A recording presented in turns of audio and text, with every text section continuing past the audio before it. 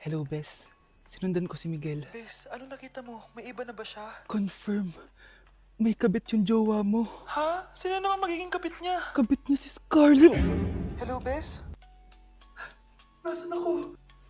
Anong gagawin niyo sa akin? Tama na! Bakit ka nagmamanman sa bahay namin? Spy ka ba? Walang iya ka! Inagaw mo yung jowa ng best friend ko! Pinagsasabi mo, be! Ako, ang tunay na jowa ni Michael. Never naman nagustuhan ni Michael yan si Samantha kasi ang pangit niya, no? Ganun ba? Oo, kaya magdusa ka dyan. Wag! Jessica? Samantha! Tara, tatakas kita.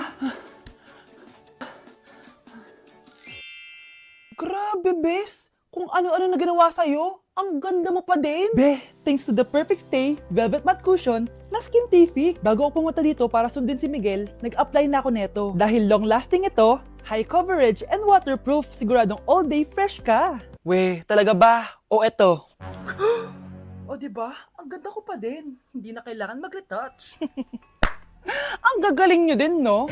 At may tagapagligtas ka pa. Si Samantha. Samantha, ikaw ba yan? Anong ibig sabihin nito? O, di ba?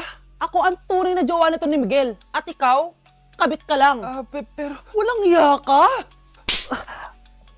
pero babe, ikaw na mahal ko ngayon. Tingnan mo nga itsura niyan. Wala akong pake. Magsama kayo ng pangit na yan. Lumayas na kayo dito. Ang dadrama nyo, ah. Basta ako, ganda lang ang ambag ko.